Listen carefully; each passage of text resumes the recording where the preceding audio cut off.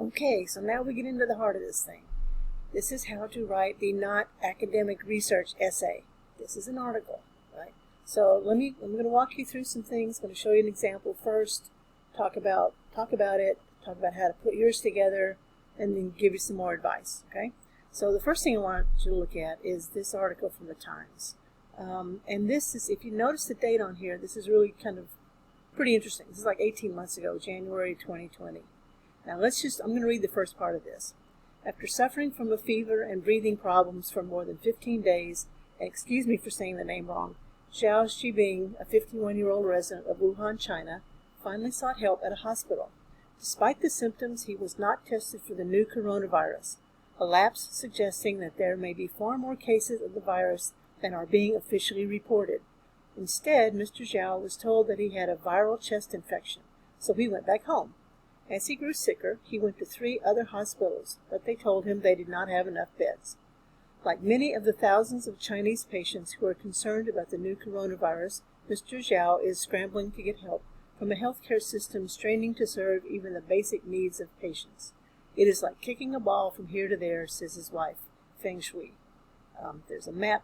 Mr. Zhao, who was eventually hospitalized on Sunday, about a week after his initial attempt, still hasn't been tested for the pneumonia-like virus.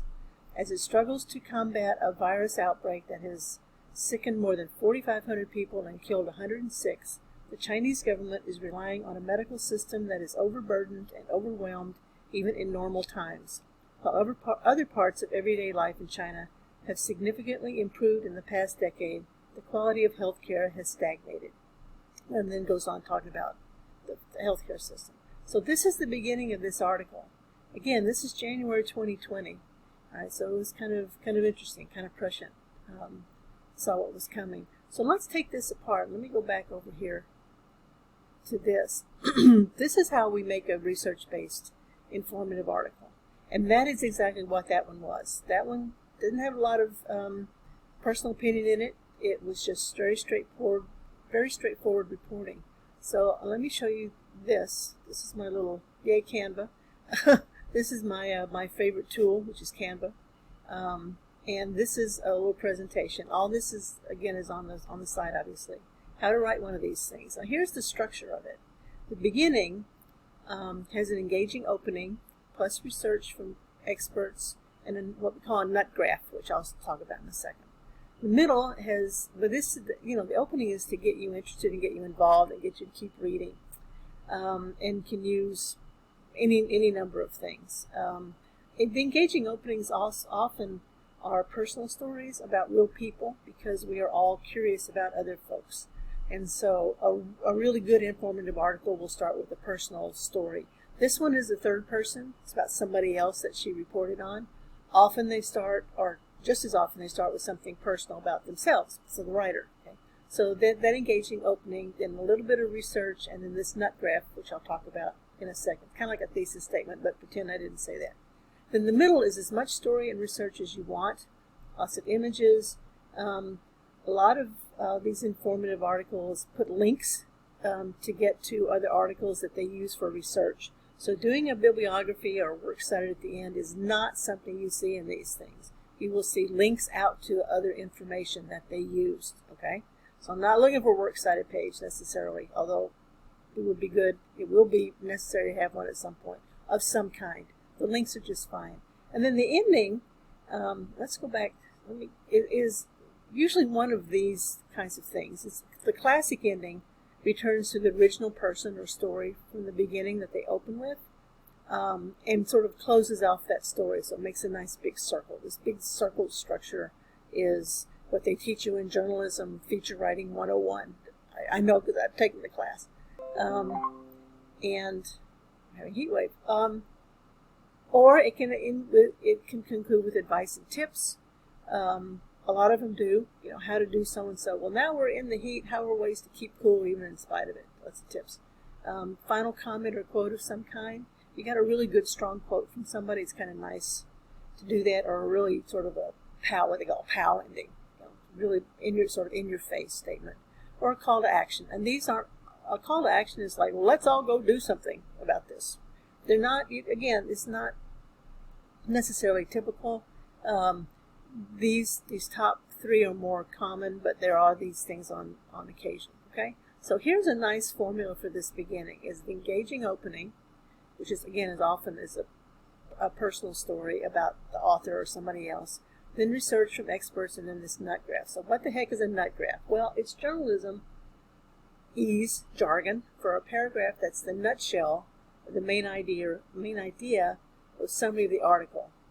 Like I said, it's kind of like a thesis statement. It does two things for us. It gives us the context for the topic, and then it tells us why the topic matters and why it's worth the reader's time. So how does it work in an article? Well, you think of it like you're starting an article with a close-up of a person or an interesting situation. Like in this case, in the one I just showed you about the gentleman who was trying to get help for the coronavirus. And then you widen your lens to show where this little personal story is happening. Right, so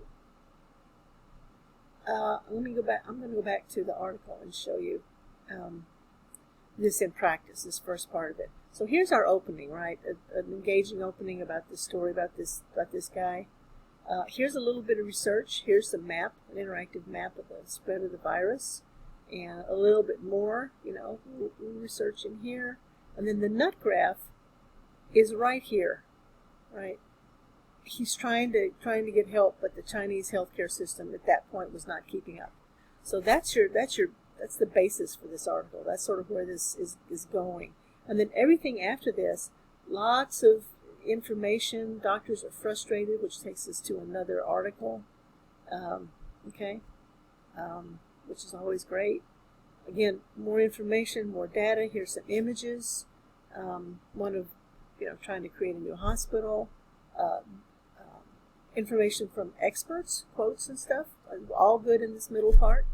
Ignore that. And still more, they're talking about the situation, some more quotes from experts. Here's another story about a person who got sick. And so we have another personal story in the middle of it. It's more research. And then we keep going, more pictures. And then when we get down to the bottom of this, we go back to in Wuhan, Mr. Xiao's daughter said her father had been diagnosed with severe pneumonia and was now labeled a highly suspicious case. He was relying on ordinary fever medicines and anti-inflammatory drugs, she said. There is no special medicine for the coronavirus so far, so we can only rely on the patient's own immunity. So this is the classic, going back to the original story and sort of finishing it off. So this is an informative article just, all by itself. Okay, so that's why I use it as an example. We go back to my little article here. Okay, engaging opening. The nut graph was, the healthcare system is struggling. Started off with a close-up of Mr. Xiao in Wuhan, widened it out to talk about the healthcare system. So how do you write a nut graph? And my son-in-law is a freelance writer, and he hates these things. He freaking hates nut graphs because they're so hard to write. So the way to ask yourself this is, why do I care about this topic? Why should we care? Is it relevant? Those are questions you can ask yourself to write that particular kind of paragraph. And they are often at not the first or second or necessarily third paragraph. Sometimes they're right up, sometimes they're right up front. Sometimes they're down a little farther, like in that New York Times thing. This is what I actually do in a class if we're in person. I have people, write a little nut graph about why is a smartphone a problem. But we don't have a class, so it's just in here. And then the structure thing again, which is right back up here. All right, so that's how we do these things. And what I've done here is, this is the article. This is on our site, right? Here's the article. Here's my little Canva slideshow I just showed you. And here's how to structure this thing. So, this is what you're going to be writing, is something like this. And you're going to have to, in the next segment of this, you'll be thinking about who your audience is for this. Now, this particular article from the Times, we know who the audience in the New York Times is. They're usually educated.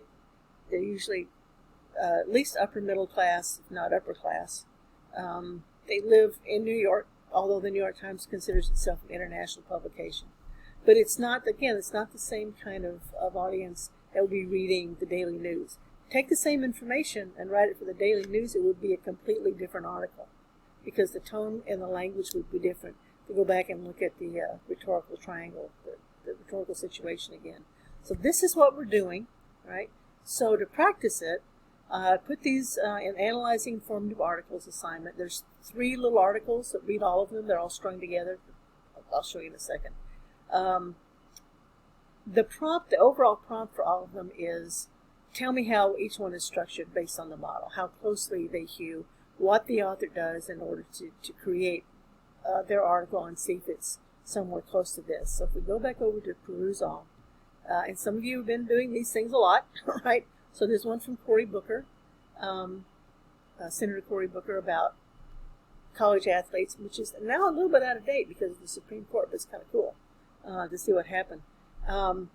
This one is a science article, and boy, is this interesting. Again, none of these are very long. And then this is from Sanjay Gupta from CNN, the medical or science guy, talking, and this is science news for students, so this is directed at middle and high school students, about the effect of boredom and pandemic fatigue on students. So you go over to these, right, and this is what you need to do for each one of them. So leave a message, leave a reply. You can highlight and comment wherever you want. This is what I'm looking for. It's for you to dig in and say, what's going on in these articles. Now, agree or disagree with each other. If you think that the nut graph is different than somebody else does, just say why you think so. Don't say, oh, you idiot. Just say, well, yeah, I think that could be, but how about this is a better one? Or, I think that conclusion was weak. What do you think? And they'll go, oh, well, I think it was too, but, what if they did this? So kind of talk to each other a little bit about this. And again, people are already commenting on these things. So, which is great. But if you've already commented, go back and look at it again. Don't forget, this is Cory Booker. Don't forget this one about, oh boy, do we know this picture. Okay. And then it's got a lot of empty pages down there. And then one more, this is about, like I said, this one's really fun. How people became astronomers during the pandemic. So all 3 of those, and that is what we're doing. And that's the end of this video. So let me get myself back out of here. Go back. Go back. And you go back to our class. Okay.